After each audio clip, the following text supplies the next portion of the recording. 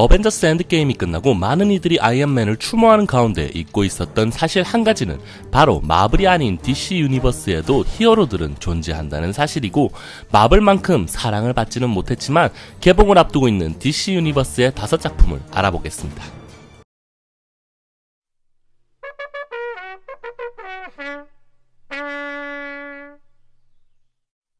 아이언맨 1의 개봉 이후 마블에서는 마블 시네마틱 유니버스라는 세계관을 정립하여 차곡차곡 만화 속 히어로들과 빌런들을 실사화시키고 팬들에게 인정받는 일련의 과정들을 지나왔으나, 유독 DC에서는 내놓는 작품마다 제대로 성공시킨 작품이 없어 아직까지도 DC 유니버스의 방향성이 과연 어디로 향해 있는지가 의문입니다.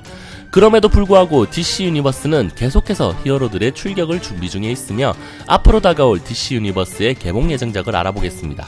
아직 저스티스 리그의 플래시와 사이보그의 솔로 영화도 개봉하지 않은 상황에서 지난 수어사이드 스쿼드에서 큰 인기를 끌었던 할리퀸 마고 로비를 앞세워 할리퀸의 스핀오프 영화가 가장 먼저 개봉 예정이 됩니다. 아무래도 아직까지 제대로 된 한방을 날린 작품이 없는 DC 입장에서는 안정적으로 성공 가능성이 있는 할리퀸을 재출격시킨 듯 합니다. 우연의 일치인지 모르겠지만 2020년 DC에서 개봉하는 작품이 모두 여성 히어로 영화입니다.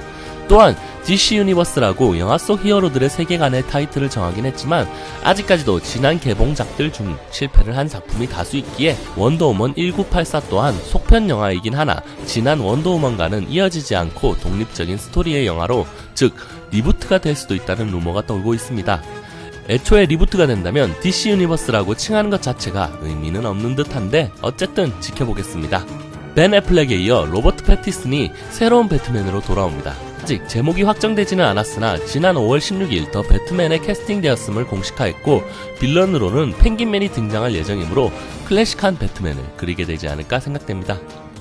제임스 건 감독이 만들었던 1편과는 전혀 다른 리부트 영화로 앞선 원더우먼과 같이 이전 수어사이드 스쿼드와는 전혀 별개의 내용으로 촬영될 예정이며, 이야기는 데드샷 중심으로 80년대 배경으로 그려질 예정입니다.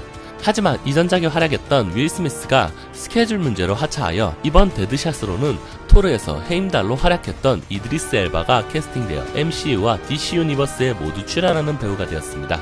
2013년 맨 오브 스틸 이후 DC 유니버스라는 확장 세계관에 속한 작품 중 가장 큰 흥행을 한 아쿠아맨의 후속작이 당연히도 결정되었습니다.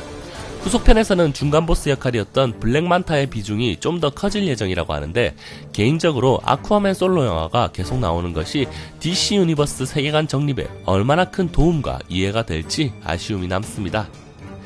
지금까지 개봉이 예정된 DC 유니버스의 5작품을 살펴봤는데, 지금까지처럼 앞으로도 DC가 자리를 잡기는 쉽지 않아 보입니다. 마블과 같이 밝은 매력은 아니더라도 크리스토퍼 놀란 감독의 배트맨과 같이 세련되고 우울함에서 오는 특유의 섹시함을 가진 히어로들이 제 역할을 할 것이라는 기대를 했으나, 아무래도 DC가 대중성을 가지기에는 꽤나 오랜 시간이 걸릴 듯합니다.